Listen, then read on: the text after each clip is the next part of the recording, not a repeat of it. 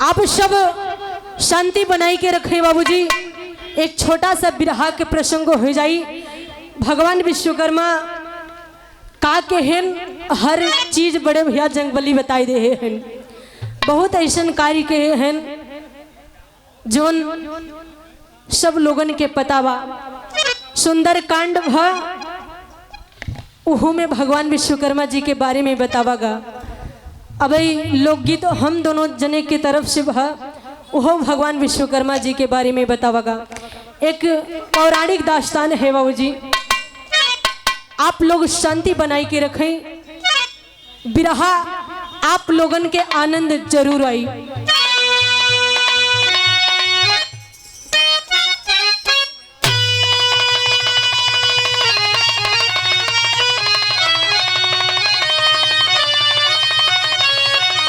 बाबूजी आप सबके सामने एक पौराणिक दास्तान पेश है।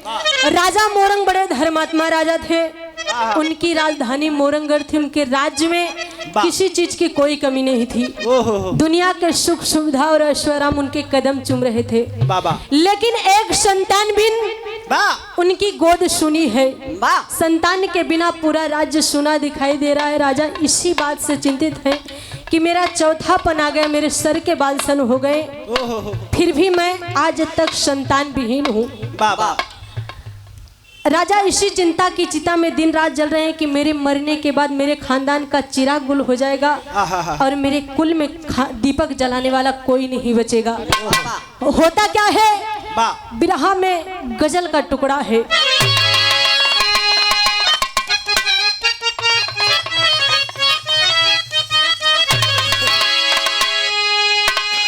देखा जितना लोगन बैठा है इन्हीं की बिरहा है। नौजवान बिरहा बड़ा कम सुनत है। बाबू हरे आप इतना प्रेम से सुनत हैं रास्ता में खड़ा हो के। अगर आप लोग आ जाए हैं इधर सुविधा बा बहुत बढ़िया लगी। कहना है मास्टर साहब,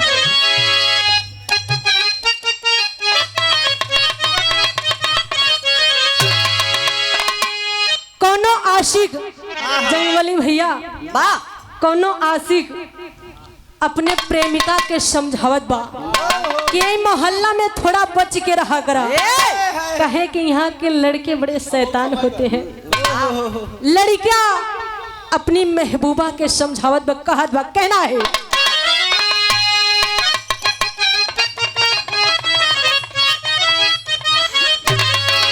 लड़के हैं मोहल्ले के शैतान मेरी लाए।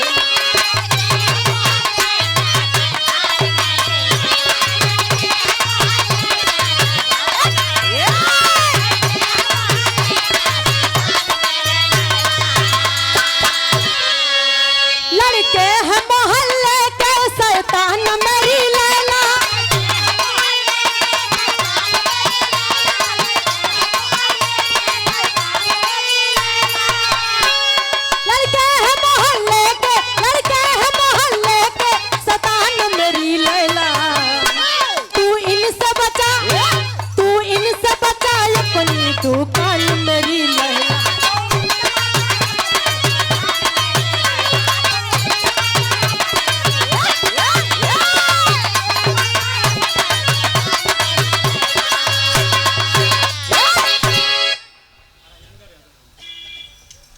परमादि परम श्रद्धेय राजेंद्र यादव लाइन मैन है। आप 51 रुपए देकर सम्मान के बहुत बहुत प्रणाम बा।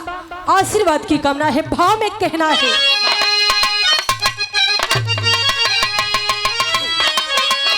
हर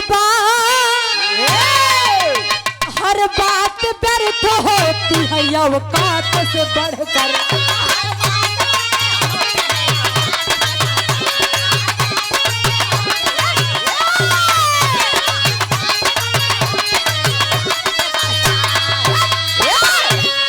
बात व्यर्थ होती है औकात से बढ़कर।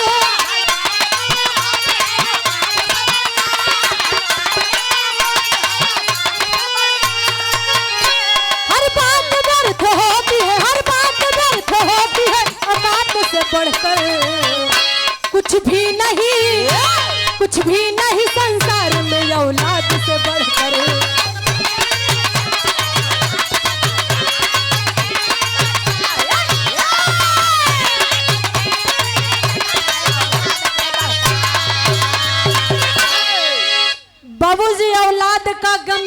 को फौलाद का पानी याद दिला देता है।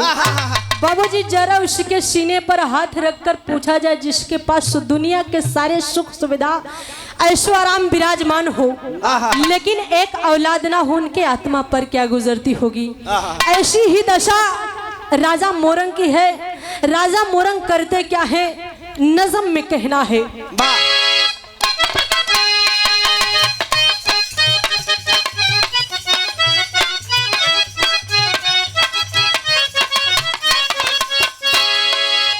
राजमहल में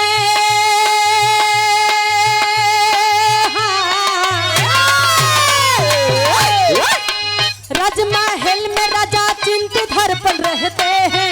राजमहल में राजा चिंतित हर पल रहते हैं। मन की बात लेकिन किसी से न कहते।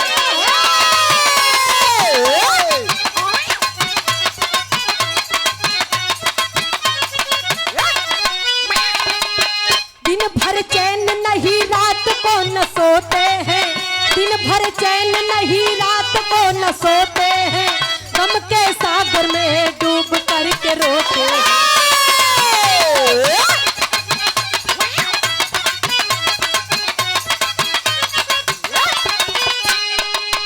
चौथापन आ गया, सफेद सर के बाल हुए, लेकिन रानी से पैदा एक भी न लाल हुए।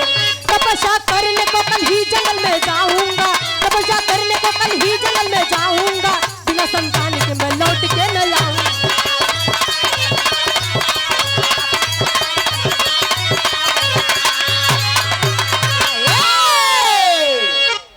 परमाधिपरम सधे महेंद्र यादव 21 रुपए देकर सम्मान के बहुत बहुत प्रणाम, आशीर्वाद की कामना है।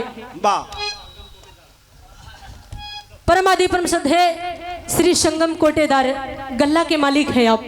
11 रुपए देकर सम्मान के बहुत बहुत प्रणाम, आशीर्वाद की कामना है।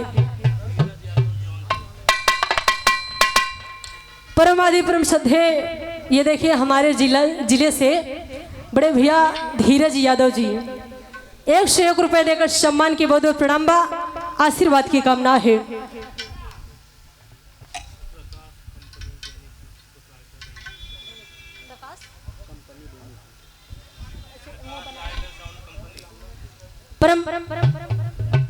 Prakash light and company, Prakash light and sound company, proprietor बड़े भैया रंजीत पटेल जी बेनीपुर की धरती से हैं। जेकर बाजा बजत बा, ऐसन बाजा बड़ा कम मिला था।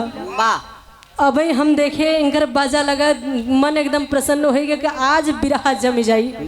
हम लोगन गाई था तो कहूँ कहूँ ऐसन बाजा मिल जाता कि हमार से का आवाज इतना बढ़िया बा, लेकिन बाजा मिल जाता है ऐसा लागत कि आवाज एकदम बैठ गया है।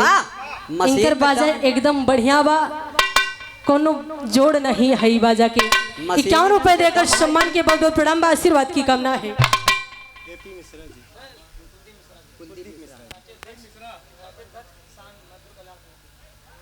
मजदूर कल्याण के समिति के आप अध्यक्ष हैं श्री कुलदीप मिश्रा जी, राष्ट्रीय अध्यक्ष हैं। 21 रुपए देकर सम्मान के बहुत बहुत प्रणाम, आशीर्वाद की कामना है।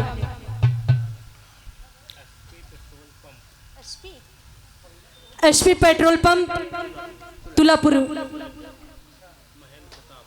प्रोप्राइटर बड़े भैया महेंद्र कुमार जी 51 रुपए देकर सम्मान के बहुत बहुत प्रणाम, आशीर्वाद की कामना है। बाबूजी राजा को रात भर नींद नहीं आती है। राजा निर्णय लेते हैं कल सुबह राजधानी छोड़कर मैं जंगल में तपस्या करने चला जाऊंगा। ऐसे राज्य में रहने से क्या फायदा जहां की प्रजा राजा को ही निर्वंशी कहे। राजा करते क्या है, यहाँ बिरहा में तर्ज लगी।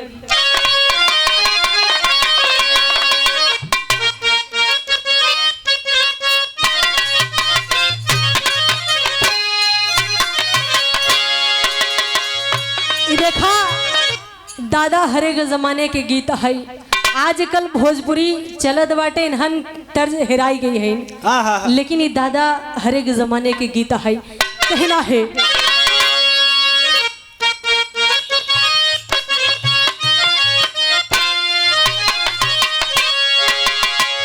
पिया पार देश गईले के तार लागे चोटिया हो।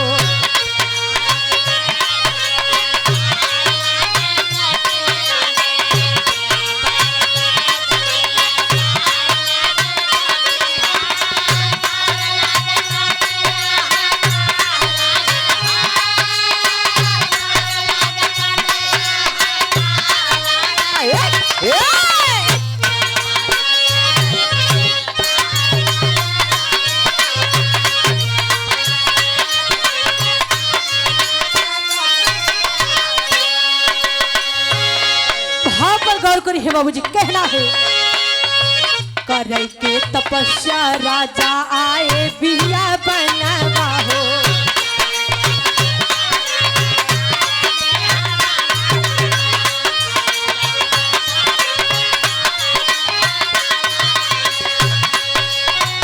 आशा के ज्योतिया जगल बाटई बनवा हो।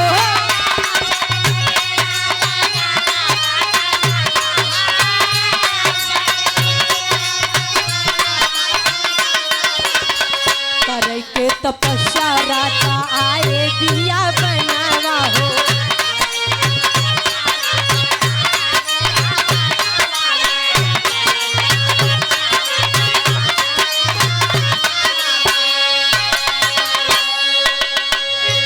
बाबूजी सुबह होने के बाद राजा खजाने की चाबी मंत्री को सौंप कर रानी से पुत्र प्राप्ति के लिए जंगल में जाकर तपस्या करने की सहमति लेते हैं। उसके बाद राजा जोगिया बाना रमाकर हाथ में कमंडल लेकर जंगल की ओर चल देते हैं। तो होता क्या है, जंगल के बिचवा में पहुंचे हैं जाई।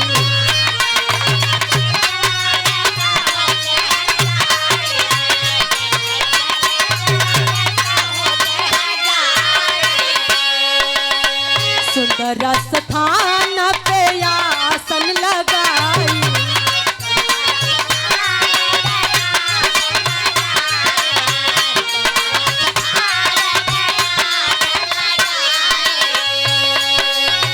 ध्यान लगा वही लागे प्रभु के चरणवा हो।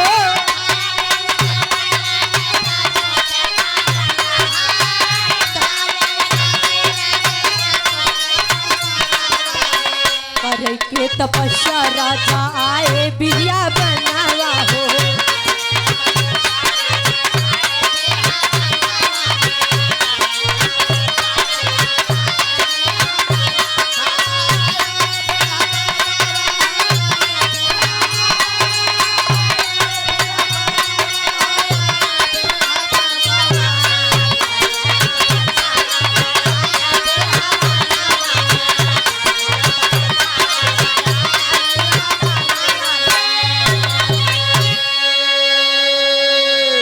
बाबूजी राजा मोरंग जंगल के बीचों बीच पहुंचकर एक सुंदर स्थान देखकर वहीं आसन मारकर बैठ जाते हैं और धुनी रमा देते हैं कि अच्युति अनादि भक्त वत्सल विधाता हरि दीनन हितकारी प्रभु ईश्वर भगवान हो।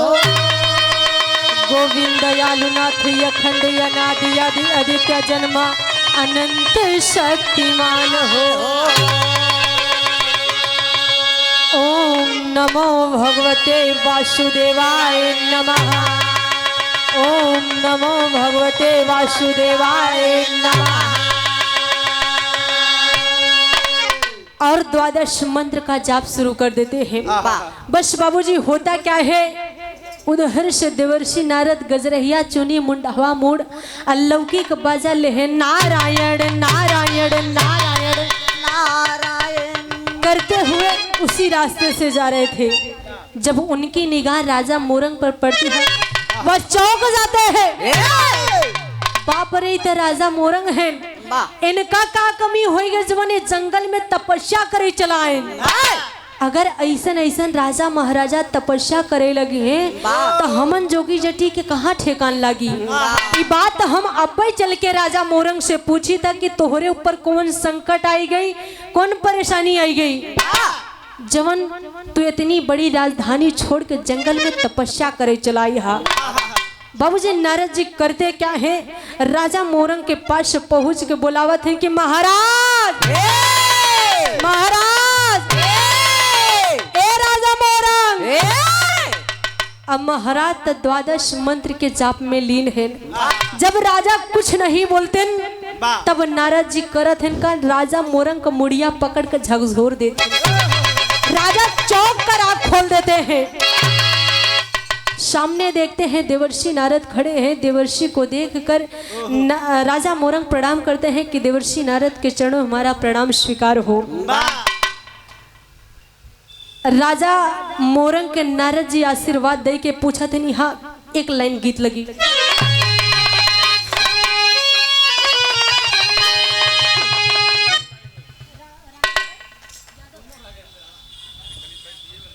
ये देखिए, एक ही नाव राशि बड़े भैया राजेंद्र यादव और आप दोनों लोग लाइन मैन है। कितनी अच्छी बात है। 51 रुपए देकर सम्मान के चरणों में कोटि कोटि नमन है। आशीर्वाद की कामना है। कहवा से अइला, कहवा से अइला, कौन बन जइबा हो, कौन बन जइबा, बबुआ बोलता ना, बबुआ बोलता ना, के देह तो के बनबा, बबुआ बोलता ना।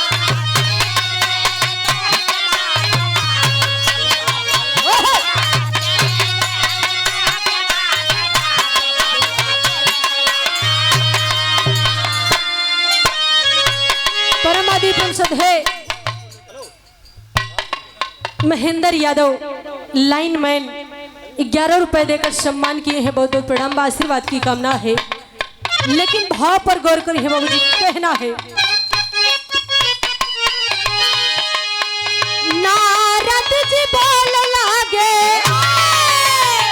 नारद जी बोल लागे, मोरंग के समन अखिया खोलता ना, अखिया खोलता ना, कौन कारण बैठल है चुपचाप, अखिया खोलता ना।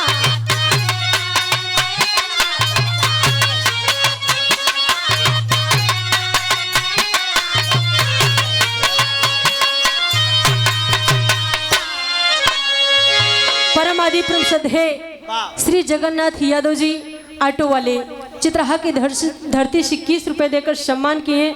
बहुत बहुत प्रणाम, आशीर्वाद की कामना है। नारद जी राजा मोरंग से पूछे थे कि इतनी बड़ी राजधानी, इतनी बड़ी संपत्ति छोड़ के तू जंगल में तपस्या करे चला, यह आखिर तुहका का कमी बा। इतने नहीं और पूछे थे। कहना है कावन करन राजा आया दिया बनवा,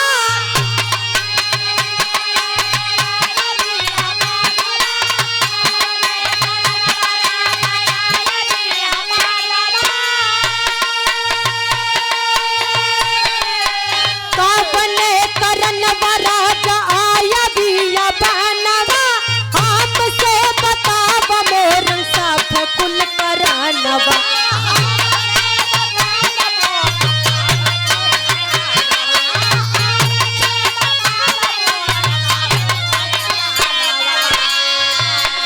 परमादि परिषद है भुआल प्रजापति लाइन मैन है। आप 51 रुपए देकर सम्मान के बहुत बहुत प्रणाम, आशीर्वाद की कामना है।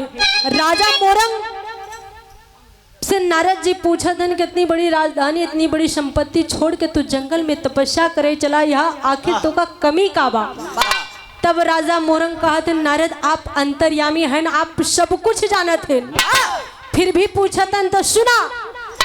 लागल चौथा पनवा,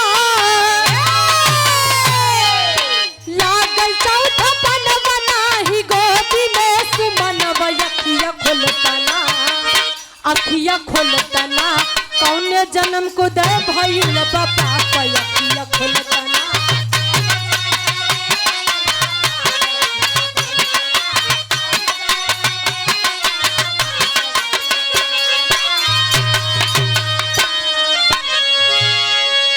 राजा मोरंग कहे नारद आप सब कुछ जानते हैं, मेरे पास धन धान्य सुख वैभव ऐश्वर्य आराम किसी चीज की कोई कमी नहीं है। कमी है तो सिर्फ एक औलाद की। देवर्षि हम एक लड़का खाती तपस्या करे चलाई है। नारद कहन तपस्या करे से लड़का मिले, तपस्या करे से लड़का मिलत होतन तो संसार में निर्वसिया क्यों न कहावत। राजा मोरंग कहे नारद फिर लड़किया मिले कैसे? नारद जी कहें पहले अपन शंसा का मंडल उठावा चला राजधानी, हम जैसे कही वैसे करा, लड़का पैदा हुई जिम्मेदारी हमार बा। आ तपस्या करे से लड़का ना मिली। राजा मोरंग कहे नारद हमका करे के का परी? तब नारद जी बतावत हैं विदेशिया में कहना है, नारद जी बोले लागे मोरंग के समनावा, कहे बतियली हमर गठिया हो। नारद जी कहन चल के राजधानी में एक निश्चित तिथि रख के एक पुत्रेष्ट यज्ञ रचावा। यज्ञ में विशाल भंडारे का आयोजन करावा, जिसमें नेवता तीनों लोग के भेजावा। लेकिन तीन देवता के नेवता भेजा जी राजना, नहीं जाए है काम कुल नासाए हो। नारद जी कहें न्योता तीनों लोक में भेजाया, लेकिन तीन देवता का न्योता जिन भेजा। राजा कहें नारद तीन देवता अहन के तब नारद जी गिनावत हैं ब्रह्मा एक, विष्णु दो, शंकर तीन। राजा मोरंग कहें नारद ई बतावा तू कब से सनका है? यही तीन तो आदि देवता है, इन्हीं तीन जने के न्योता ने देव तो लड़का मिले कैसे? ब्रह्मा जी सृष्टि बनावत हैं, पालनहार विष्णु संहार करता शंकर जी, इन्हीं तीन जने के न्योता ना देव तो लड़का मिले कैसे? नारद जी कहन यही तीन ताइबदार है, अगर इनका न्योता दिया तो लड़का से भेंट ना होई। राजा कहन हमका लड़का चाहिए, चाहे न्योता देहे से मिले चाहे ना देहे से, जैसे कहवा हम वैसे करबई। बाबूजी राजा राज दरबार में पहुंच कर राज दरबारियों मंत्रियों तथा कुलगुरु को बुलाकर सभा करते हैं। सभा में पुत्रेष्ट यज्ञ की तिथि निर्धारित करके भंडारे का निमंत्रण बंटवाना शुरू कर देते हैं। भंडारे के दिन पूरी छनैला जगह जगह कराई चढ़ गया, न्योता तीनों लोक में बटावा और जम के पूरी छनत बा। आई पूरी के महाग बाबूजी धीरे धीरे धीरे धीरे ब्रह्मलोक तक पहुंच गया। अगर बाबूजी को ब्राह्मण होया तो बुरा ना माना यहाँ से कि पूरी के मामले में बबने नुकरो कुछ ज्यादा ही जबर होता। आई पूरी के महक ब्रह्मा जी के निकुरा में पहुंची। ब्रह्मा जी के निकुरा में बेद हिला। ब्रह्मा जी सोचन बाप रे इतनी बढ़िया पूरी मृत्युलोक में राजा मोरंग खिया छनत बा, लेकिन न्योतवा ही नहीं मिला बा। ब्रह्मा जी सोचन हम ही पूरी खाब जरूर। ब्रह्मा जी सोचन हमका न्योता भले नहीं मिला बा, लेकिन भगवान भोलेनाथ का जरूर मिला हुई, भगवान विष्णु का जरूर मिला हुई। यहाँ से कि ठाकुर देवता का पहले भोग लगा था, एक भाई के न्योता में एक भाई जा सका था।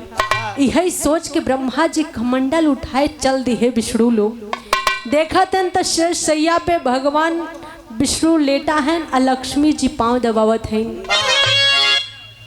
विष्णु भगवान ब्रह्मा जी के देखें कहन प्रणाम भैया। ब्रह्मा जी कहन प्रणाम भैया। विष्णु जी कहन आवा बैठा आसन ला। ब्रह्मा जी कहन हम यहाँ बैठे उठे नहीं आई है। विष्णु जी कहन फिर का बात है? कहन आवा चली मृत्युलोक। विष्णु जी कहन का करे? यहाँ खाटी लगी मास्टर।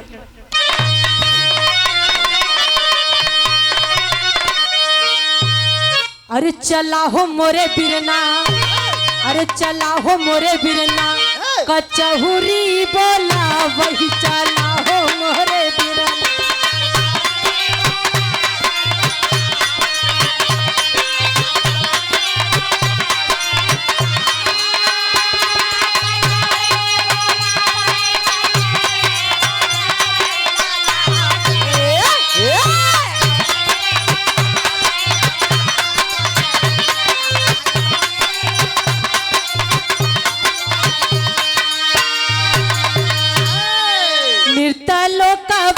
राजा मोरंग के भवनावा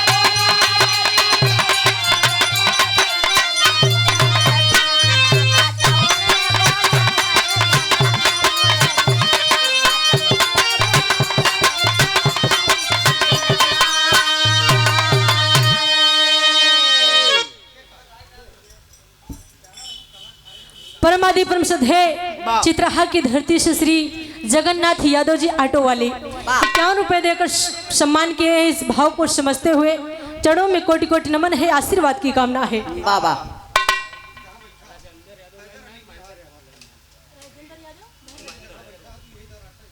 परमादि परम सधे श्री राजेंद्र यादव लाइनमैन और साथ में महेंद्र यादव लाइनमैन, साथ में बहुत सारा आशीर्वाद देकर सम्मान के चरणों में कोटि कोटि नमन है, आशीर्वाद की कामना है। भगवान ब्रह्मा जी बताएं कि मृत्युलोक में राजा मोरंग खिए बड़ी बढ़िया पूरी छनत बा। भगवान विष्णु कहन न्योता पाए हा चिट्ठी दिखावा। ब्रह्मा जी कहन हमका तो न्योता नहीं मिला बा, लेकिन तोहका तो मिला होई। विष्णु जी कहन जब तोहका नहीं मिला बे तिधरो मामला गड़बड़ई बा, न्योता हमहू को नहीं मिला बा। ब्रह्मा जी कहन ऐसन करा आवा चली कैलाश, हमका तोहका न्योता नहीं मिला, लेकिन भगवान भोलेनाथ को जरूर मिला हुई। यहाँ से कि उनकर पूजा तीनों लोक में होता। यही सोच के ब्रह्मा जी और भगवान विष्णु जी पहुंच गए कैलाश पर्वत।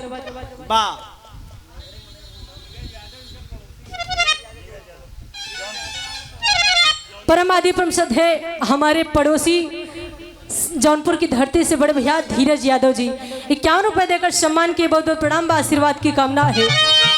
जब कैलाश पर्वत पे पहुंचन भगवान भोलेनाथ की निगाह पड़ी, भगवान ब्रह्मा जी और विष्णु जी कहन प्रणाम भैया। भोलेनाथ हाथ जोड़ के कहन प्रणाम भैया। भोलेनाथ कहन आवो बैठा, यहाँ पत्थर ही बा। ब्रह्मा जी कहन देखा हम सब बैठा ही नहीं आई है। भोलेनाथ कहन आवा चली मृतलोक पूरी खाई। भोलेनाथ कहन न्योता पाए हा। विष्णु जी कहन न्योता तो नहीं मिलब, लेकिन तोहका तो मिला होई। भोलेनाथ कहन जब तोहका लोग का नहीं मिला बा, इधर खालिन बा न्योता हमहू को नहीं मिला बा। ब्रह्मा जी कहन ऐसन करा आवा चली बिना न्योते के।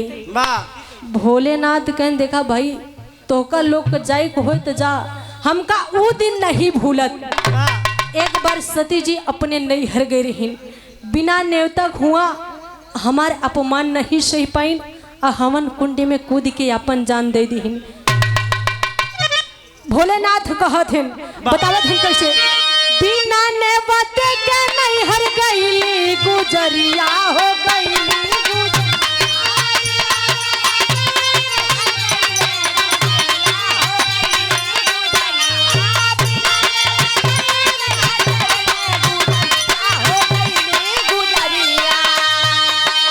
अग्नि में कूद के जलवली ठठरिया जलवली ठठरिया।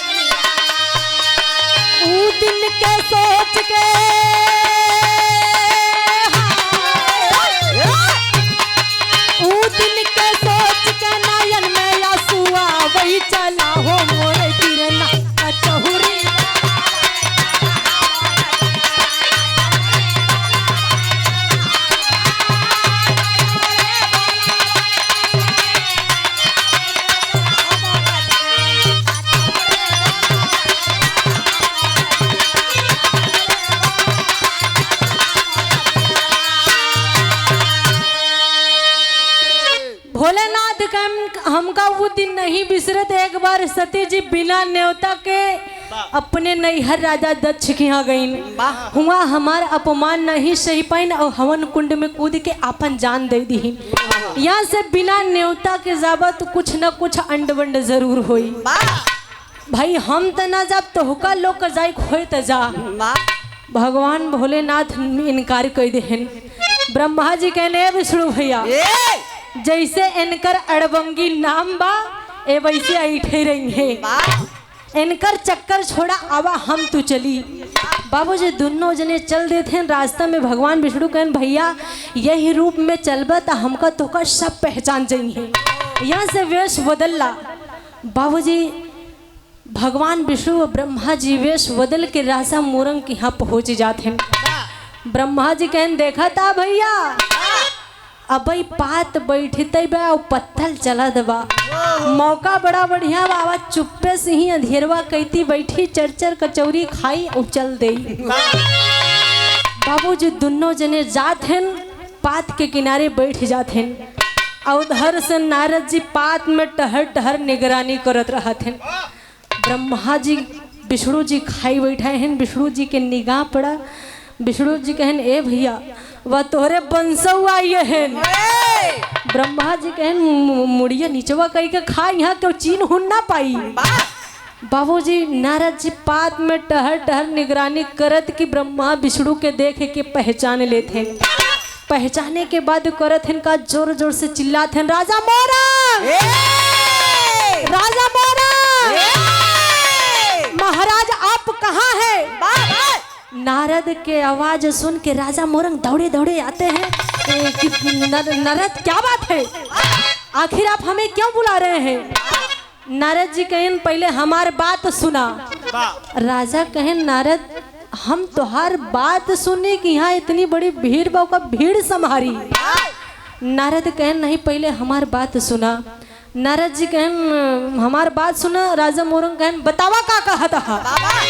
कहन तू ही बतावा कितना न्योता बाटे हा, कितनी चिट्ठी काटे हा। राजा मोरंग कहे नारद तुझे बतिया कहा था यार, सब अंडक बंडे कहा था, आखिर न्योता तीनों लोक में बटावा, हम कितना तोहका गिन के बताई। नारद कहन तोहका बतावई के परी, तोहका बतावई के परी यहाँ से कि हमका सारन कुछ बिना न्योता के दिखाते हैं। राजा मोरंग सुनेन कहे नारद खाई दा बिना न्योता वाले खाई है तभी तो लड़का होई, बिना न्योता वाले खाई के आशीर्वाद दई है तभी तो लड़का से भेंट होई। नारद कहन बिना न्योता वाले अगर खाएन तो लड़का से भेंट ना होई। राजा चल के वो किनारे पात के किनारे जो दू जने बैठा है वो ब्रह्मा विष्णु हैं, चल के उनसे लड़का मांगा अबई अधपेटई है। बाबूजी नारद के बात सुन के राजा एकदम गदगद हो गए। वारे दुनिया के मालिक, कोनो मंदिर कोनो तीर्थ स्थल कोनो देवघर ऐसा ना बचा होई जहां हम अपन माथा न टेके होई, लेकिन तू कहूँ दर्शन नहीं दिया मालिक। आज हमरे दुआरे बिना न्योता के पूरी खाई आया दीनानाथ, हमसे बड़ा सौभाग्यशाली के होई। नारद कहन पहले चल कर लड़का मांगा। बाबूजी नारद के बात सुन के तुरंत जात हैं। राजा मोरंग ब्रह्मा जी के गोड़वा पे बहराई पड़त हैं। यहाँ एक लाइन गीत लगी।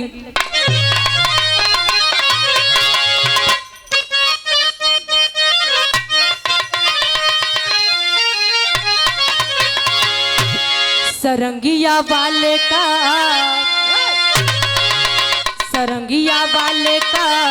डेरावा बतई दे रे छोटकी नानद।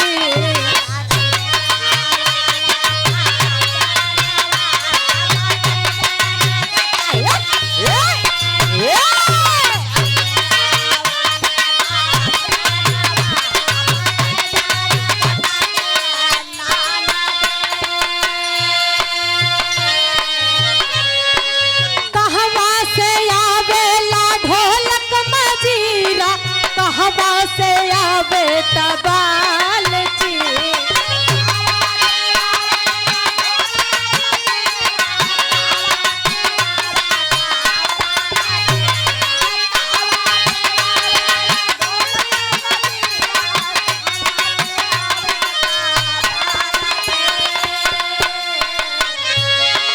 कहवा से याद सरंगिया वाला,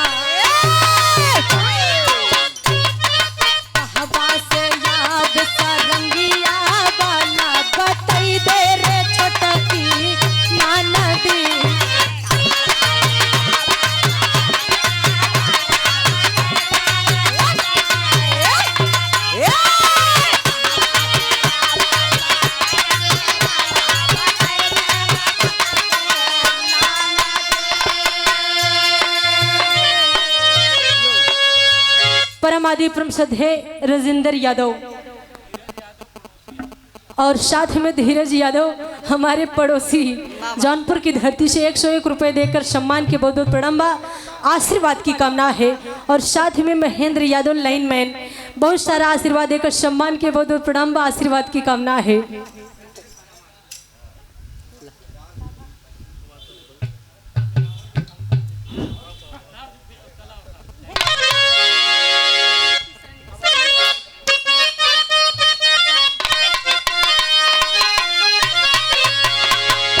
सरंगिया वाले का जगह फरमाइश भय के बाद जेकर जम जात हो दोबारा करवावत हो।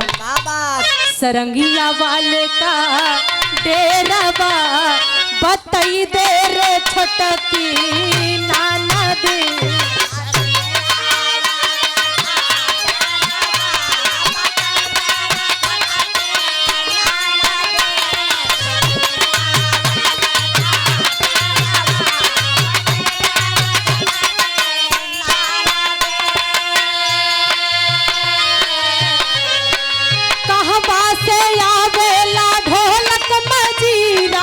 हवा से आवे तबाल जी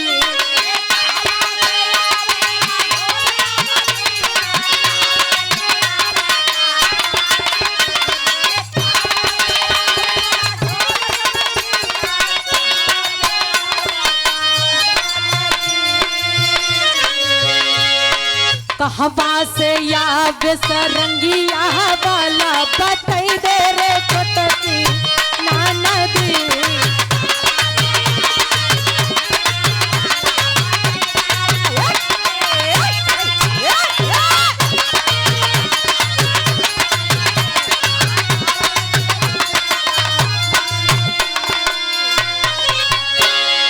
परम आदि प्रमसद है बड़े भैया धीरज यादव जी जौनपुर की धरती से और साथ में राजेंद्र यादव लाइनमैन हमारे पड़ोसी हैं। एक बार नहीं 100 बार बराबर आप इधर सम्मान दे रहे हैं। चरणों में कोटि कोटि नमन है, आशीर्वाद की कामना है।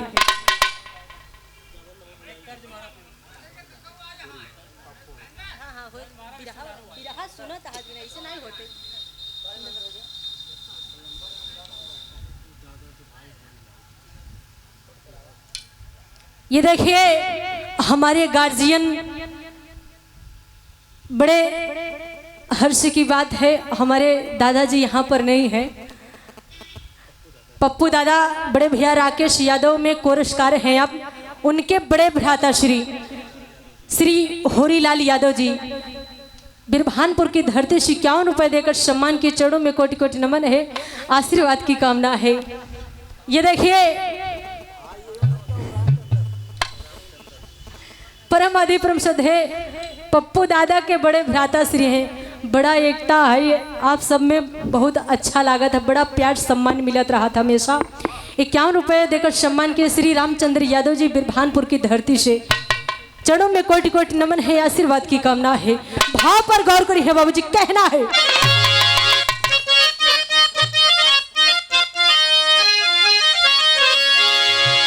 ब्रह्मा के धई के चारानवा,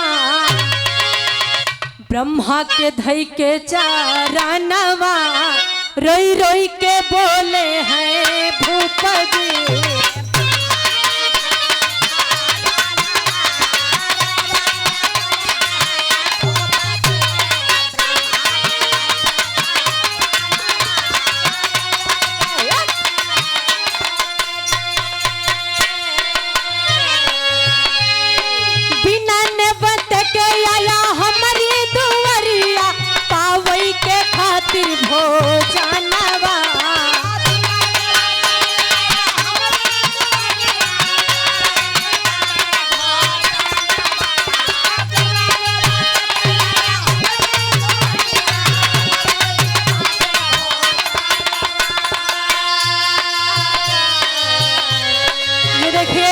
एक बार फिर से बड़े भैया धीरज यादव जौनपुर की धरती से और साथ में श्री सतीश भारतीय जी जो इनके बहुत खास मित्र हैं, 101 रुपए देकर सम्मान के चरणों में।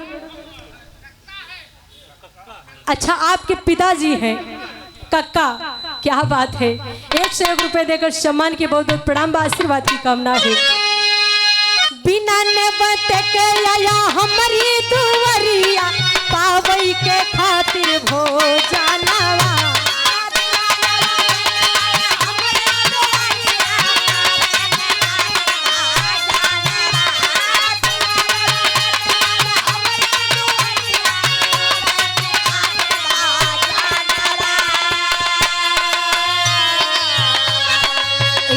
लल्ला बिना सोना भवन बाहर रही रही के बोले भूप जी।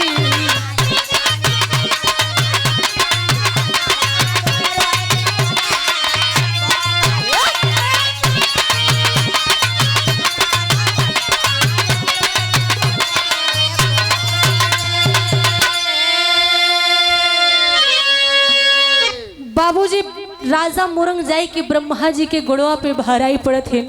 राजा मोरंग कहते हैं, हे पितामह, हे सृष्टिकर्ता, हे ब्रह्म देवता, हमका एक लड़का चाहिए। ब्रह्मा जी बिगड़ के कहते हैं, हम ब्रह्मा ही ऐसे ब्रह्मा होते हैं। अरे यार, हम ऋषि मुनि होई के तोहरे दुआरे न्योता खाई आई ही, तू पूरी खाई नहीं चला जाई। अब हम ब्रह्मा ना है। बाबूजी ब्रह्मा जी राजा मोरंग से तो झूठ बोलते हैं, लेकिन नारद से कैसे बोलेंगे? नारद आयन कहन, तू ब्रह्मा ना आया? बोला बोला बोला बोला बोला तू ब्रह्मा ना आया? नारद जी कहन, ब्रह्मा ना आया। राजा मोरंग खड़े हैं सामने। ब्रह्मा जी कहन, आही हम ब्रह्मा ही। नारद जी कहन, राजा मोरंग का कहत हैं? नारद जी की बात सुन के ब्रह्मा जी कहन, राजा मोरंग लड़का मांगत हैं। नारद जी कहन, तू इतनी बड़ी दुनिया बनाई डाया, राजा के अठी लड़का नहीं दे सकता? बाबूजी ब्रह्मा जी पूरा सृष्टि पुराण उलट के नारद के दिखावत हैं कि राजा के किस्मत में सब कुछ बा, लेकिन औलाद वाला पन्ना खाली बा। इनकरे किस्मत में लड़का नहीं बा। नारद कहन, राजा मोरंग के किस्मत में लड़का नहीं बा, त आज के कचौरी तोहरे किस्मत में नहीं बा। न्योता पाए हा, चिट्ठी दिखावा। नारद जी की बात सुन के ब्रह्मा जी कहन, नारद तू कैसे बोला था? कहन, हम एकदम ठीक बोला था। जय कचौरी खाए यहाँ सम्मिन सम्मिन पलटा, तनिको टेढ़ रही तो मारे में एक मुड़ी आ जरूर तैयार हो जाई। अब बगल में ब्रह्मा जी विष्णु जी खाए पड़ा है, जय कचौरी अंदर जाए तैयार सही। नारद के बात सुन के ब्रह्मा जी भगवान विष्णु का हाथों पकड़ के कहा थे, अरे यार भैया तू खाए पड़ा या झामर जी गई। नारद के बात सुन के विष्णु जी कहें, नारद क्या बात है? तब नारद जी सारी बात भगवान विष्णु को बताते हैं कि हे दीनानाथ, हे दयालु, आप सब कुछ जानते हैं, फिर भी मैं बता रहा हूँ कि राजा मोरंग संतानहीन है, यही बड़े इतना बड़ा भंडारा फाने हैं, इनका एक ही लड़का चाहिए। बाबूजी नारद के बात सुन के भगवान ब्रह्मा जी और विष्णु जी राजा मोरंग का आशीर्वाद दे देते हैं कि जा राजा, आज के 9वें महीना तोहरे आंगन में लड़का पैदा हुई। इतना आशीर्वाद दे के ब्रह्मा जी विष्णु जी सीधा कैलाश पर्वत पे पहुंचत हैं। देखत हैं भगवान भोलेनाथ कहन, आवा आवा भैया, न्योता खाई के आई गया, 2-4 कचौरी हमहू बरे ले है यहाँ। भगवान ब्रह्मा जी कहन, अरे यार भैया झामर झिगा। भोलेनाथ कहन, का बात है? कहन, भगवान विष्णु राजा मोरंग का आशीर्वाद दे काई हन कि जा राजा, आज के 9वें महीना तोहरे आंगन में लड़का पैदा हुई। आ जौने घड़ी में आशीर्वाद दे हैं, ना उमा क्यों के जन्म बा, ना क्यों के मृत्यु बा। आ हम दोनों भाई राजा के द्वारे भोजन कई चुका है, हम दोनों जने नहीं जा सकित, अब मर्यादा आपई के हाथे में बा। भोलेनाथ कहन, हम तना जाप, हमार एक शिष्य नीलकंठ है, उन्हीं के भेजत करत इनका कहना है। परम आदि परम श्रद्धेय राकेश यादव दलीपुर की धरती से 21 रुपए देकर सम्मान के बहुत बहुत प्रणाम बा। आशीर्वाद की कामना है। कहना है भोलेनाथ का हाथ कहना है भोले से काहे लागा,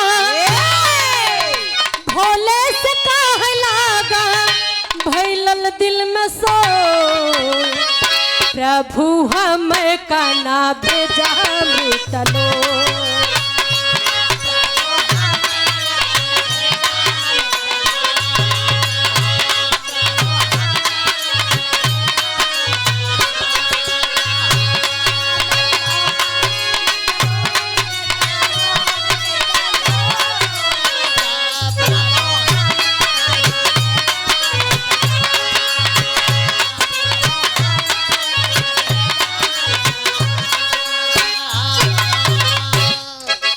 परमादि परम श्रद्धेय हमारे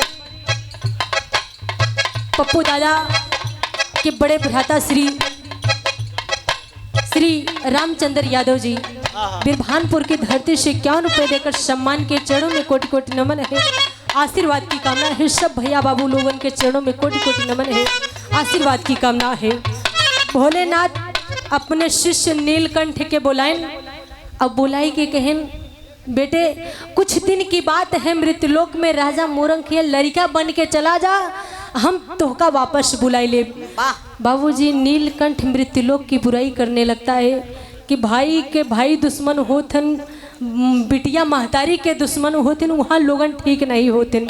लेकिन भगवान भोलेनाथ नीलकंठ को समझाते हैं कि बेटे कुछ ही दिन की बात है, चले जाओ, मैं तुम्हें शीघ्र ही वापस बुला लूंगा। बाबूजी नीलकंठ के बात मान के, भगवान भोलेनाथ के बात मान के नीलकंठ राजा मोरंग के यहाँ जाने के लिए तैयार हो जाते हैं। बाबूजी हाँ इलाहाबाद तेरी लगी मास्टर।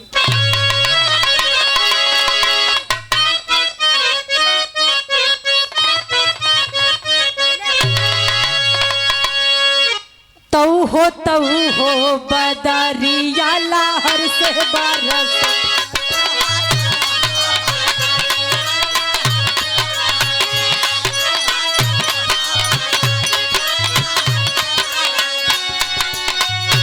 बेटवा पैलौठी का, बेटवा पैलौठी का, बेटवा पैलौठी का, बेटवा पैलौठी का होइगा बड़े पहर से बदरिया लहर से बरस।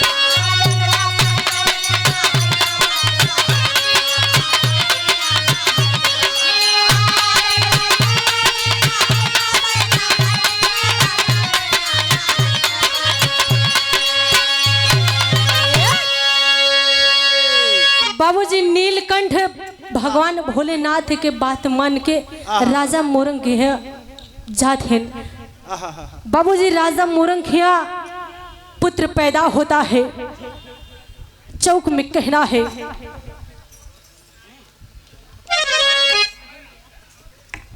परमादि परम श्रद्धेय श्री महेंद्र यादव लाइनमैन 11 रुपए का आशीर्वाद मिला। बहुत बहुत प्रणाम बा। आशीर्वाद की कामना है।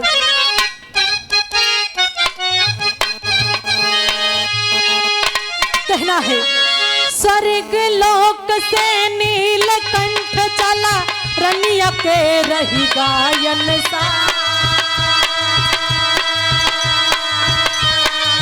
लगन निवासी खुशी मनावे, राजा खुश मन भैया।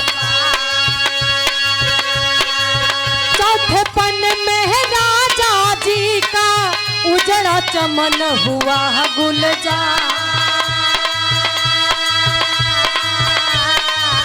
द्वार गोतिन मंगल गावई, द्वार गोतिन मंगल गावई, राजा खुश मन भैया।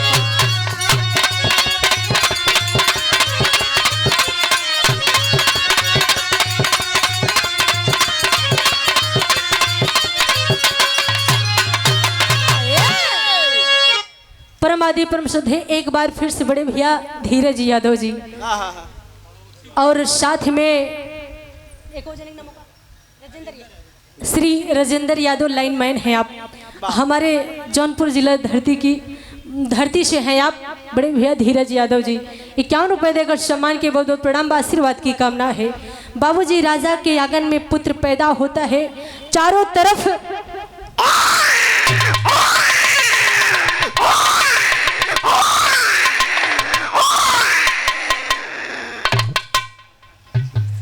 बाबूजी राजा के आंगन में पुत्र पैदा होता है, चारों तरफ खुशियां ही खुशियां होता है।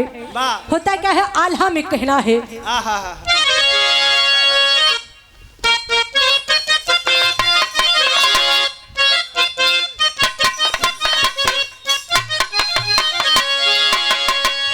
राजा के आंगन में पैदा भलन भैया,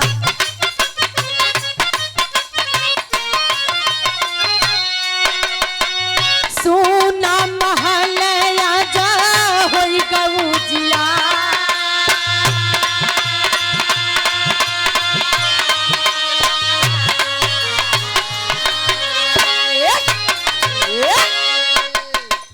धीरे धीरे बीतल जब कुछ समय कंचो,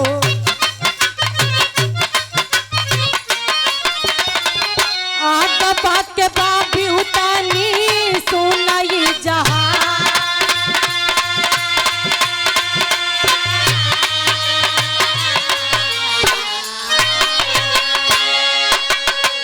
राजकुमार जब 14 वर्ष के भइले,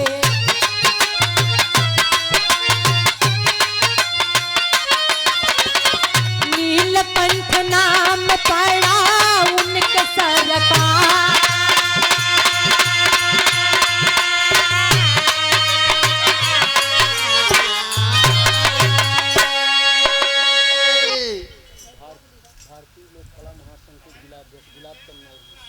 परमादि परम श्रद्धे भारतीय लोक कला महासंघ जिला अध्यक्ष श्री गुलाबचंद मौर्य जी आप हैं।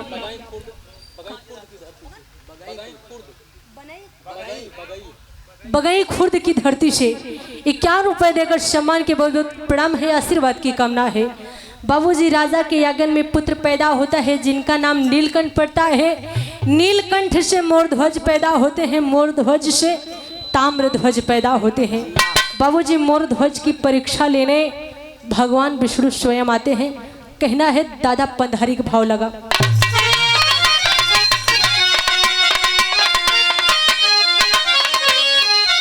राजा मोरंग के कुल उजियार भइले, राजा मोरंग के कुल उजियार भइले, अरे देई बिन कठिन परीक्षा तैयार भइले।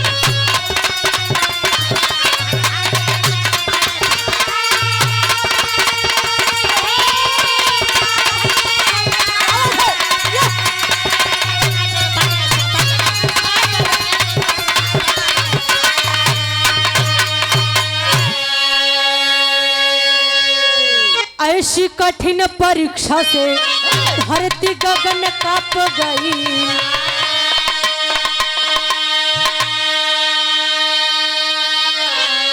तुरंत हरि अपने असली रूपवा में आई,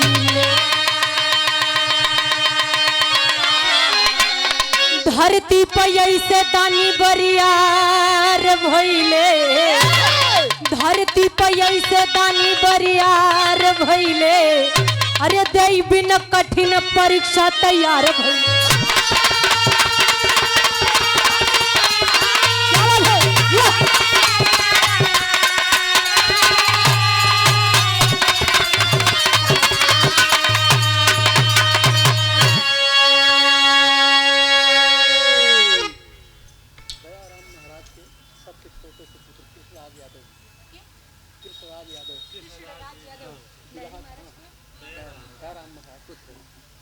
परमादि परम श्रद्धे स्वर्गीय दयाराम महाराज के उनके सबसे छोटे सुपुत्र कृष्णराज यादव जी, और साथ में बहुत ही अच्छे गायक कलाकार भी हैं आप।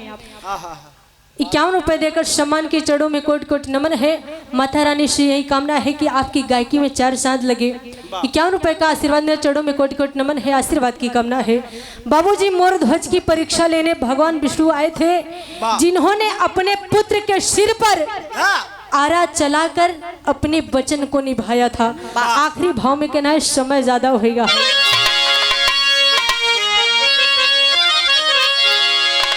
स्वामी गीतानंद संत गुरु भुल्लुर तजे कोता,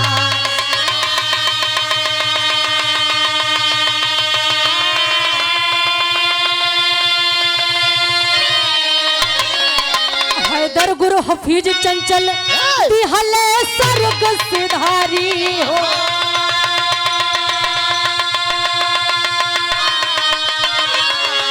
बदरिया लहर से बरसे अनीता धीरज यकिया गुरु दर्शन दिल करते हो। बदरिया लहर से बरसे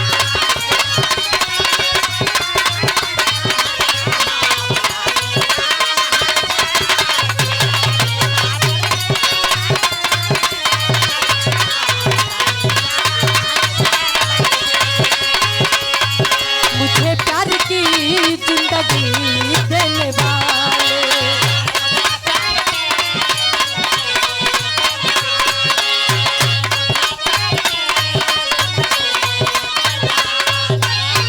कभी गम न देना, कभी गम न देना, खुशी देने वाले, मुझे प्यार की जिंदगी देने वाले।